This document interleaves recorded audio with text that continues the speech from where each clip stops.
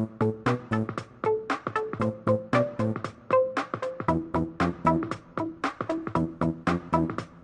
could tell my friends, but they think I've lost it anyway, that this is just a passing phase, and the running will wither down to the place I'm supposed to go, in the lines I'm supposed to know.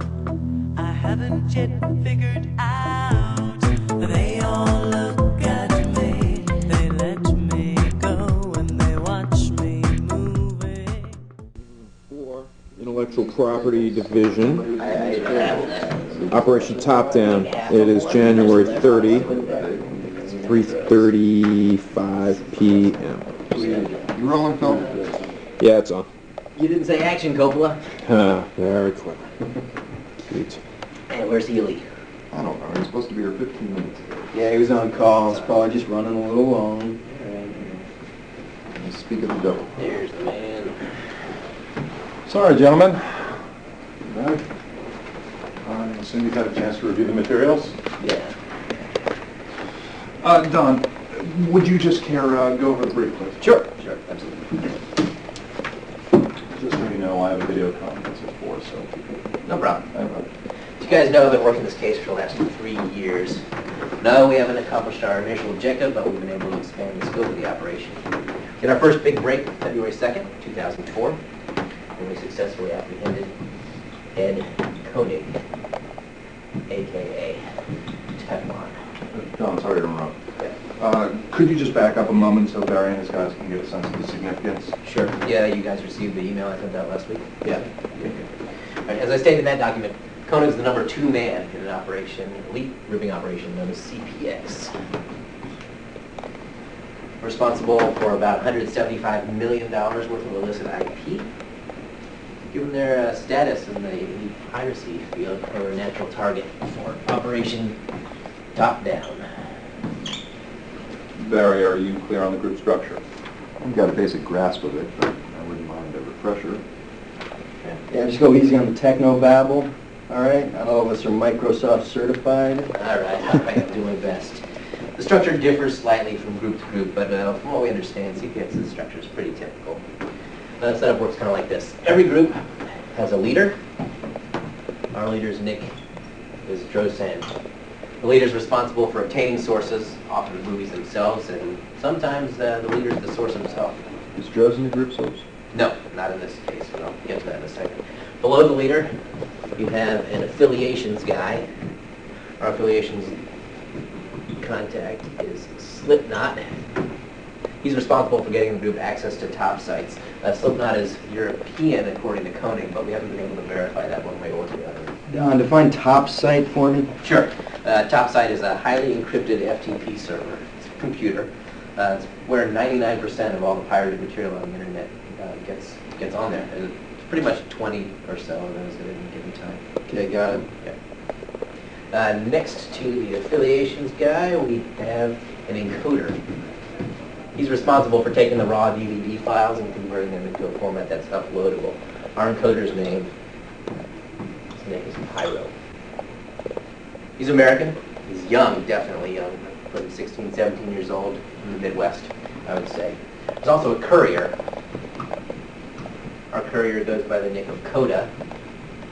Courier is responsible for taking the re-encoded files from the encoder and uploading them to the top site. You can get access to the top sites again from our affiliations. How does Koenig fit into this?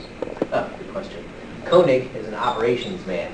Pretty much oversees the entire operation, make sure everything's running smoothly. Due to his age, he's a lot older than the other guys. He's sort of a mentor, especially to Drosan. Explain to me. I met with that Koenig that one time. Right. And never understood his motivation. I mean, he's got a job, kid, an ex-wife.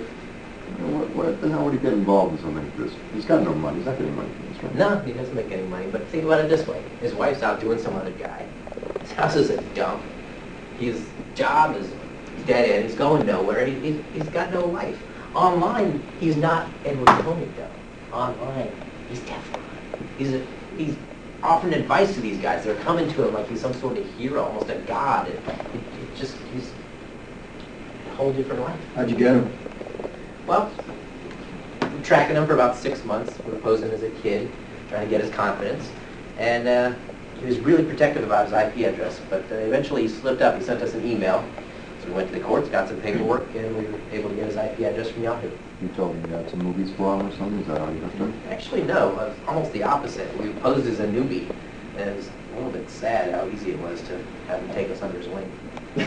Do I detect a wistful note of sympathy in your voice, Agent Burroughs? Oh, come on. Ed and I, we spent a lot of time together. It's the same for any witness you guys have dealt with. You spend enough time with the guy, and it's kind of hard not to feel sorry for him. Well, he sounds like a dumbass to me. Yeah, let's keep this moving, right? Tell them about the source. All right, right. CPX's main source goes by the nick of Trooper.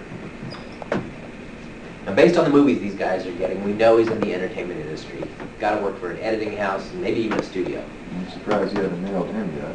I mean, he's taking movies out of the studio. You'd think that would be traceable.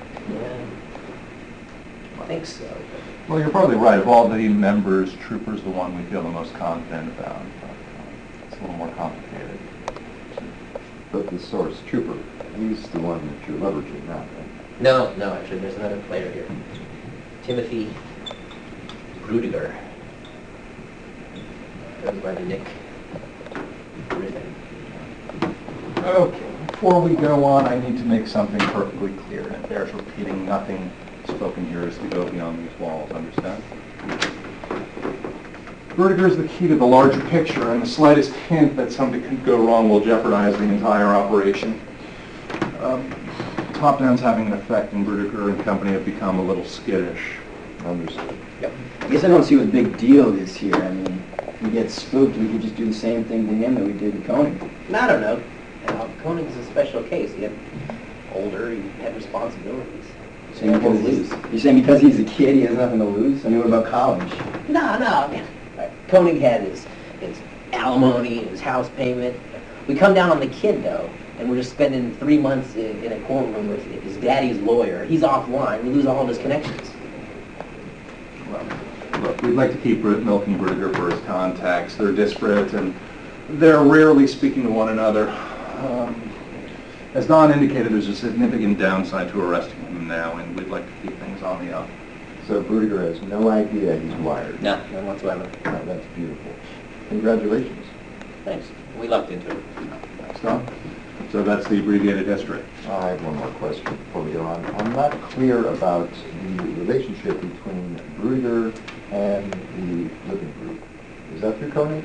Yeah, exactly. At any one point in time, Koenig could have 2, 3, 4 of these guys working for him, all these kids, making purchases, hardware, things like that. He pay them through PayPal, they go out and make the purchase and ship it back in. And they do this in hopes of joining CPX? Exactly. Koenig traded on the group's prestige. Occasionally he'd provide what's known as leech access to one of the top sites. A little trip to the IP candy store can go a long way, apparently. So that's the angle you took when you approached him, huh? Claimed to be one of these kids? Yeah, exactly. I see. Now, as Don mentioned earlier, Vertiger has enabled us to broadly expand top-down. Through him, Don's people have infiltrated ripping groups across 3 continents. We've made arrests all over Europe, including Madrid, Brussels, etc. Per Don's recommendation, we've publicized these arrests, but we've been judicious about it. A lot of our work has been purposely kept out of the papers. We don't want these guys nervous, but not too nervous. Got it. So if you've infiltrated some of the bigger groups, why not just post CMDs on our servers? I mean, scare the living shit out of little bastards. Probably shut the scene down for 6 months.